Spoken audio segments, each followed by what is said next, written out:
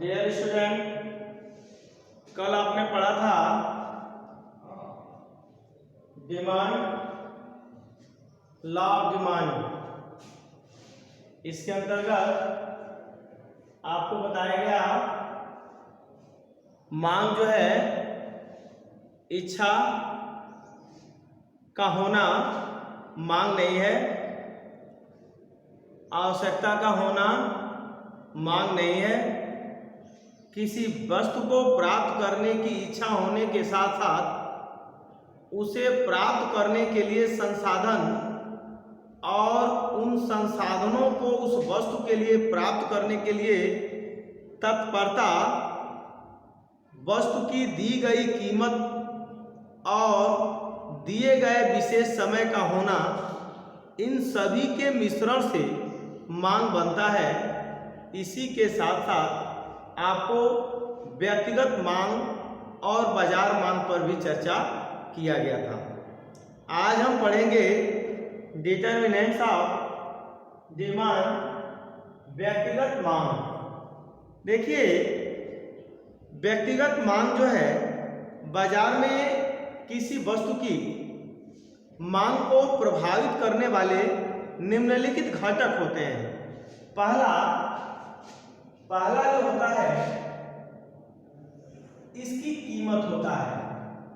वस्तु की कीमत यानी प्राइस। देखिए, वस्तु का जो मूल्य होता है ये बाजार में वस्तु की मांग को प्रभावित करता है। किसी वस्तु की मांग उसकी कीमत पर निर्भर करती है।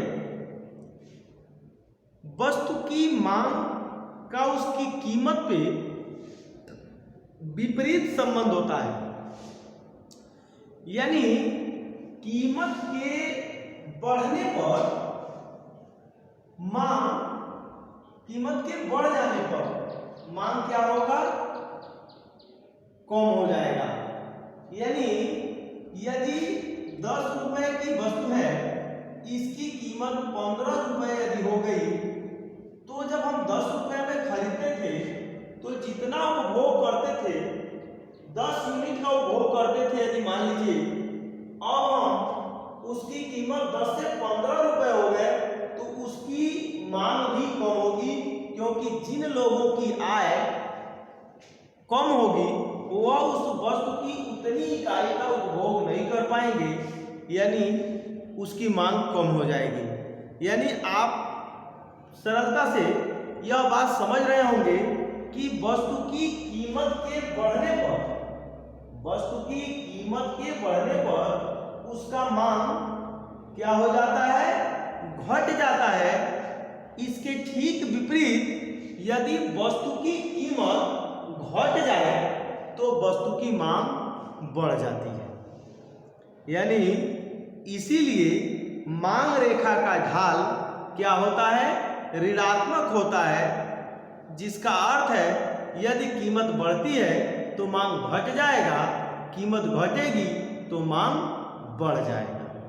तो इन दोनों के बीच, मांग और कीमत और मांग के बीच ये विपरीत संबंध होता है।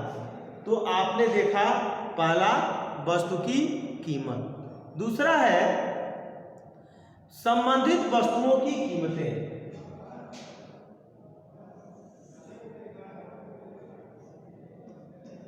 दूसरा है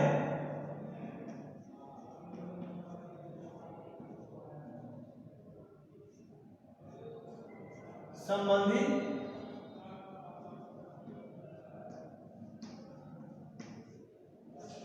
वस्तुओं की कीमतें। देखिए, पहला आपने समझा कि मूल्य के घटने से वस्तु की मांग बढ़ जा रही है और मूल्य के बढ़ने से वस्तु की मांग घट जा रही है। दूसरा है संबंधित वस्तुओं की कीमतें। इसमें सबसे पहले आता है स्थानापन्न प्रतियोगी वस्तुएं, या प्रतियोगी वस्तुएं या स्थानापन्न वस्तु। इसमें पहला है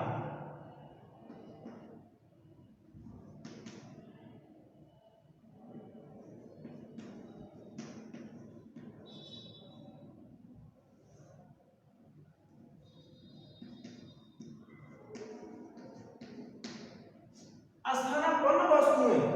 अब आप स्थानापन्न वस्तुओं को कैसे समझेंगे? तो ऐसे वस्तुएं जो एक दूसरी वस्तु के लिए प्रयोग में ले ली जाती है, जैसे चाय के बदले काफी, यानी एक ही आवश्यकता पूरा करती हैं। चाय यदि पीना चाहते हैं तो जिस आवश्यकता के लिए हम चाय पीते हैं उसी के स्थान पर हम काफी भी पी सकते हैं, यानी चाय की स्थानापन्न वस्तु काफी हो गई। अब देखिए, चाय ले लिए और काफी ले लिए। चाय की कीमत में वृद्धि हो गई और काफी की कीमत में कोई वृद्धि नहीं हुई।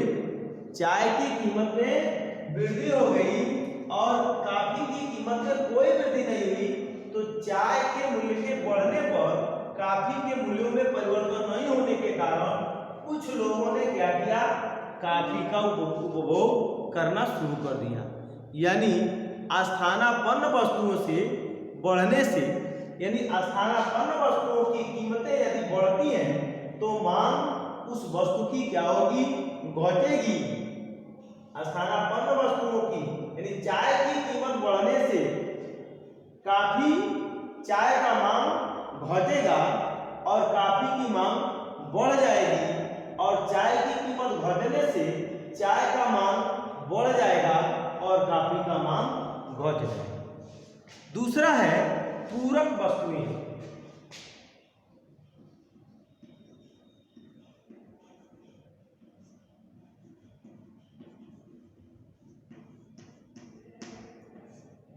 पूरक वस्तुएं, देखिए, पूरक वस्तुएं वे होती हैं कि किसी एक आवश्यकता को संतुष्ट करने के लिए यदि दोनों वस्तुओं के मांग पर संयुक्त रूप से प्रभाव पड़ता हो, संयुक्त रूप से मांग किया जाता हो, उसे हम पूरक वस्तुएं कहते हैं। जैसे है ब्रेड और मक्खन। एक ले लीजिए ब्रेड और मक्खन। अब देखिए, ब्रेड जो है एक वस्तु है और दूसरी वस्तु है मक्खन, दोनों एक साथ प्रयोग में ली जाती है। मान लीजिए ब्रेड की कीमत बढ़ गई तो हम ब्रेड का उपभोग तो कम कर देंगे, लेकिन ब्रेड के उपभोग के साथ साथ मक्खन का उपभोग कम कर देंगे। यदि हम ब्रेड को छोड़िए, यदि मक्खन की कीमत बढ़ गई तो हम ब्रेड का भी उपभोग कम कर देते। यानी इसमें एक की कीमत बढ़ने से दूसरे की भी मांग क्या हो रही है, घट रही है। एक के घटने से दूसरे की मांग बढ़ रही है, यानी ऐसी वस्तुएं पूरक वस्तुएं कहलाती हैं। तो वहां पर कह सकते हैं पूरक वस्तुओं के मूल्य तथा मांगी गई मात्रा में क्या होता है, उल्टा संबंध होता है। पूरक वस्तुओं के मूल्य तथा मांगी गई मात्रा में पूरक नहीं विपरीत संबंध होता है। यानी ब्रेड की कीमत बढ़ गई तो मक्खन की भी मांग घट जाएगी, ब्रेड की कीमत घट गई तो मक्खन की भी मांग बढ़ जाएगी। ब्रेड की तो मांग बढ़ेगी, मक्खन की भी मांग बढ़ जाएगी। तीसरा है उपभोक्ता की आय। देखिए, तीसरा है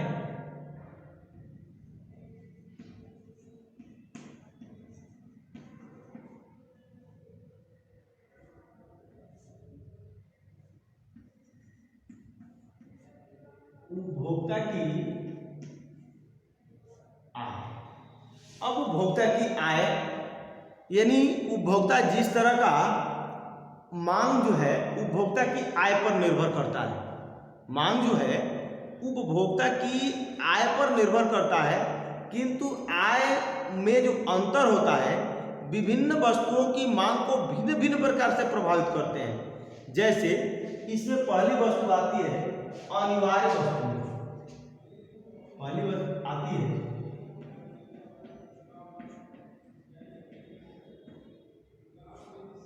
अनिवार्य वस्तु। देखिए, अनिवार्य वस्तुएं वे वस्तुएं होती हैं जो अनिवार्य रूप से उसका उपभोग करना ही है, यानी उसकी कीमत के बढ़ने पर भी उपभोक्ता उसमें बहुत कमी नहीं कर सकता और उसकी कीमत के घटने पर एक सीमा से अधिक उसके उपभोग को कम भी नहीं कर सकता। जैसे चीनी है, गेहूं है, चाय पत्ती है, ऐसी अनिवार्य वस्तुएं जिनका उपभोग उसकी मांग, उसकी कीमत के घटने बढ़ने पर बहुत प्रभाव नहीं पड़ता है। उपभोक्ता की आय अगर बहुत ज्यादा हो तो वह नमक बहुत मात्रा में नहीं खाएगा, अधिक मात्रा में चीनी का उपभोग नहीं करेगा, उसकी मात्रा को थोड़ा बढ़ाएगा, लेकिन ऐसा नहीं कि बहुत एक सीमा के बाद वो नहीं बढ़ा सकता है। नमक की मात्रा, बाजार में नमक की मात्रा में वृद्धि हो गई तो आप 2 चम्मच नमक खाते हैं, आधे चम्मच नहीं खाएंगे। यदि उसकी कीमत बहुत कम हो गई तो ऐसा नहीं कि 2 चम्मच नमक डालते हैं तो अब 10 चम्मच नमक उसमें डालने लगेंगे। यानी ये अनिवार्य वस्तु है कि उपभोक्ता इसका उपभोग करेगा, उसकी आय के घटने और बढ़ने का इस पर कोई बहुत प्रभाव नहीं पड़ता है। दूसरा है निष्कृष्ट वस्तुएं।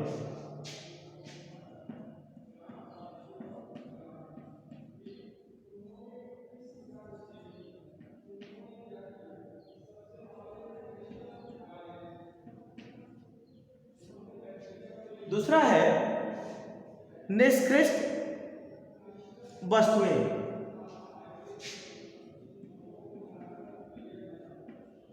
आइए समझते हैं निष्कृष्ट वस्तुएं किसे कहेंगे।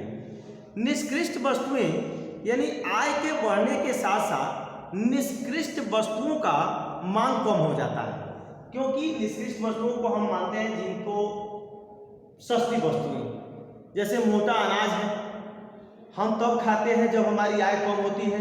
आय बढ़ती जाती है, हम और अच्छे अनाज का उपभोग करने लगते हैं। यानी सस्ती सब्जी, सस्ता कपड़ा, ये सब निष्कृष्ट वस्तुओं के श्रेणी में आया। अब जब आय हमारी बढ़ी तो हम अच्छे कपड़े का, निष्कृष्ट वस्तुओं का नहीं बल्कि उससे अच्छी वस्तुओं का उपभोग करना शुरू कर दिए।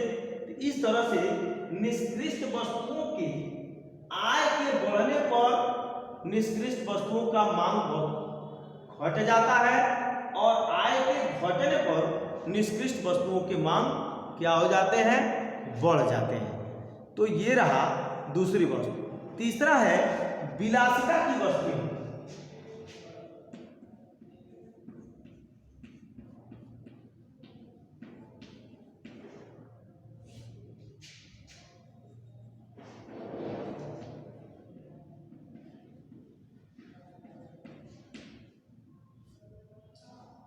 विलासिता की वस्तुएं, देखिए ऐसी वस्तुओं की मांग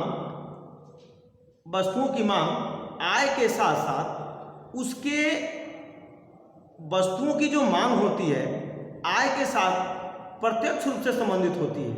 यानी आय में वृद्धि होने पर इनकी मांग बढ़ती है और आय में कमी होने पर इनकी मांग घटती है। उपभोक्ता बहुत अच्छा आमदनी अर्जित करता है। यदि वो बहुत अच्छा आमदनी अर्जित करता है तो वो अनिवार्य वस्तुओं का उपभोग कर लिया, निष्कृष्ट वस्तुओं के जगह पर अच्छी वस्तुओं का उपभोग कर लिया। अब वो विलासिता की वस्तुओं को उपभोग करेगा। Fridge, TV, cooler, washing machine, luxury गाड़ियां, इन सब का वो उपभोग करेगा। यानी आय के बढ़ने पर विलासिता की वस्तुओं की मांग बढ़ती है और आय के घटने पर इन वस्तुओं की मांग घट जाती है। और अंतिम है उपभोक्ता की रुचि।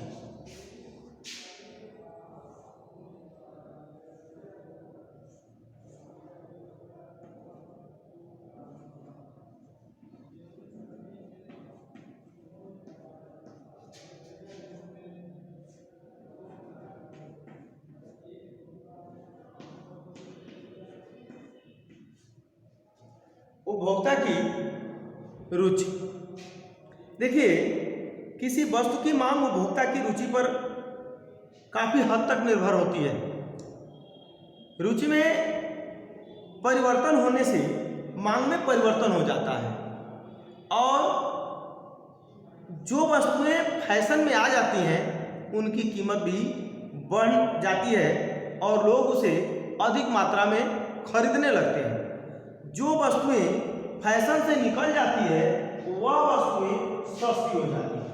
यानी आप कह सकते हैं कि उपभोक्ता की रुचि जिन वस्तुओं में है उसकी मांग बढ़ेगी और उपभोक्ता की रुचि जिन वस्तुओं में नहीं है उनकी मांग क्या होगी, घटेगी। तो इस तरह से मांग के निर्धारक में आपने देखा व्यक्तिगत मांग निर्धारक। इसके आगे अगले दिन।